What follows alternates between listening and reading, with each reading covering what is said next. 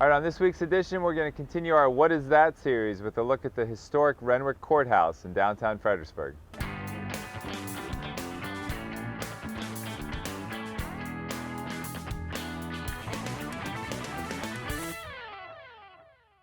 All right, so we're here in front of the historic Renwick Courthouse on Princess Anne Street.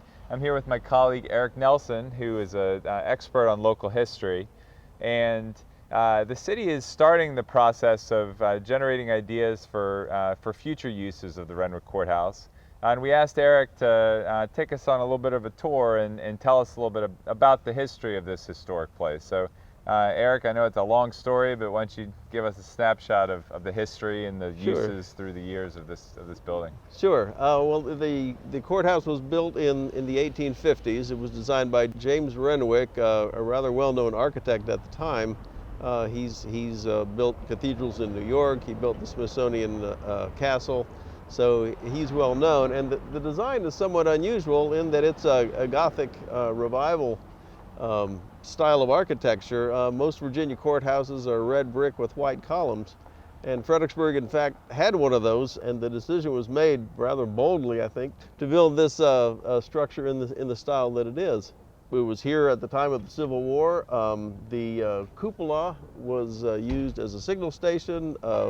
Federal officers could get up in that space and look over the town to the battlefield beyond.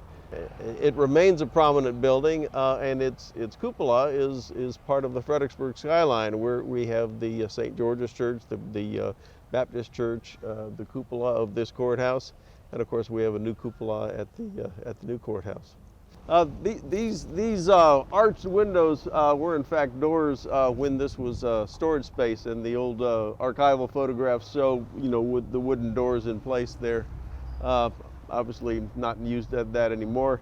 A later fire station built next door, but this was a large public building, a large public space, and had room for those kinds of things. This is where the fire trucks came out? Yeah. Oh, wow. Yeah. Well, before there were trucks. Yeah. Yeah, right. The fire wagons, I guess. All right, well, why don't we go inside and you can point out some more of the features inside. All right. Okay, well, this is the courtroom. As you can see, there's a dramatic roof support system in here that's certainly original. Some of it's battle damage from the Battle of Fredericksburg. The judge sat up here, the clerk down here, of course the jury box, and the various other components of a courtroom. This door goes to the judge's chambers. And so he had his chambers beyond there. The door in the corner went to where the prisoners were kept. This was a very awkward place in modern days to hold prisoners, because there was again a holding cell. The roof is a copper roof. The original material was a slate roof, but the slate was pulled off shortly after the Civil War, presumably for its value. The city government was very poor in those days. Beyond this wall is the cupola, and in the cupola is a bell from the Revere Foundry. There's 200 some bells cast by the Revere Foundry, and only a dozen plus are outside of New England, and we have one of them, which is kind of fun. Cupola and much of the structure has been maintained over the years by the city, and so there's again, it's in reasonably good shape. The floor that we're standing on was actually built in the 1940s.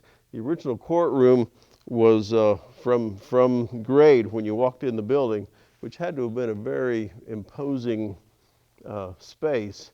The courtroom is still a very dramatic space regardless, but again, the building has been adapted over the years. The door on the far corner over there was the jury room, and so that's where the jury deliberated and then came out and did their thing.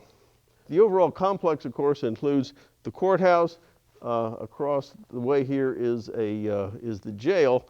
Jail we see it as a poured concrete structure, but that building has also evolved over the years. The original jail, which is more like a dungeon, is at the alley level, and then various levels added onto it.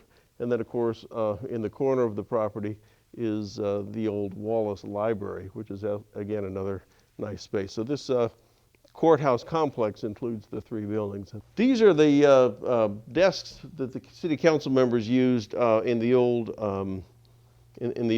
town hall.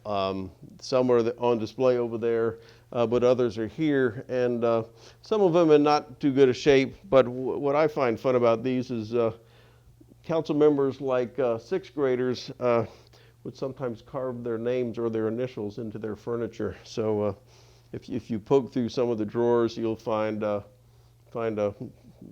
names, initials, and some of the council members who were probably more aware of their of posterity did a much neater job, and maybe even to the point of carving the initials very neatly with a knife rather than just scratching them with a pen. All right, so that'll do it for this week's edition. Thanks to Eric for his help and expertise, and thanks for watching, and be sure to tune in next week.